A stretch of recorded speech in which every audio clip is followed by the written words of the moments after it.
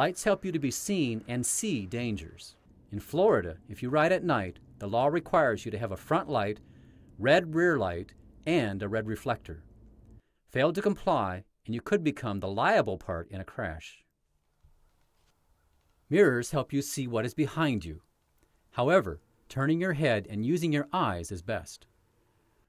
Mirrors on your bars or helmet provide different functions, such as checking for distance traffic or to see others riding close to you. It takes time to adjust to using either. Both are good to have, but don't replace physical scanning. Locks are important to keep your bike secure, especially when left unattended in camp. No bikes are allowed in indoor camping areas.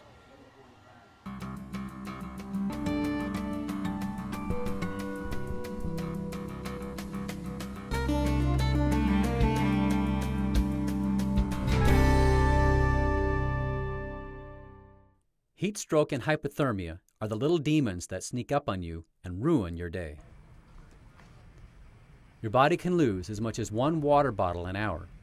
Drink and drink even more. If you are not urinating every few hours, you are dehydrated. If your urine is not clear, then you're not drinking enough water. As you dehydrate, your heart rate becomes rapid. You're tired, hot, really hot. And so you stop and get hotter. Eventually, you can get dehydrated to the point of heat stroke. It's a very dangerous time, and you could wind up in the emergency room with an IV in your arm. Even if the temperature is mild, you can still dehydrate. Water, water, water. Drink, drink, drink, even if you don't feel thirsty. Applying ice is an excellent way to cool down if you're approaching heat stroke. However, at rest stops, please don't stick your sweaty, gloved hands in the ice. Exposure to wet and cold can bring on hypothermia. If you become hypothermic, you're cold but not shivering anymore. You'll feel kind of lost, dull, and foggy. This one is no fun, and if you don't get warm, you may find yourself in a crash. Wear clothing in layers. Wear headbands or bandanas to keep your ears and head warm.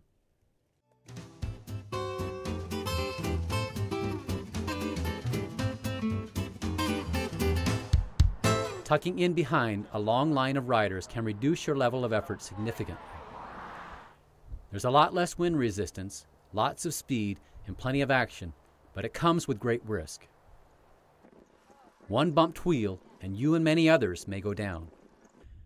One inexperienced rider can cause a mega pileup like a set of falling dominoes, with lots of injuries and broken cycles. Pace lines are strongly discouraged on Bike Florida. The variety and type of bicyclists and levels of skill make them highly vulnerable and subject to bad crashes. On your last day traveling on backcountry roads, you can relax and savor the ride as you complete your trail experience, starting at the Old Depot in Trenton, where you will access the Nature Coast Trail. An extra 3 miles will allow those who just can't end this journey and want one last photo to venture to the old railroad steel bridge over the Swanee River. Once back in Fanning Springs, you will have a boxed lunch waiting and opportunity to cool off with a refreshing dip in the springs before packing up your car. There is an option to paddle to Manatee Springs State Park or to explore the small towns along the Nature Coast Trail for those who want to extend their Florida Trail experience even longer. Once back in Fanning Springs, depart when you wish to, and please don't forget to thank all of the volunteers that make Bike Florida happen every year. Most of the crashes on Bike Florida have occurred between bikes or a single bicyclist and the pavement. We hope you will heed the safety tips included in this program. Enjoy the ride, have fun, and don't crash. We want to see you riding safely on the road and on the next Bike Florida. We look forward to seeing you in March for a fun-filled week of exploration, tales of trails, and new friendships.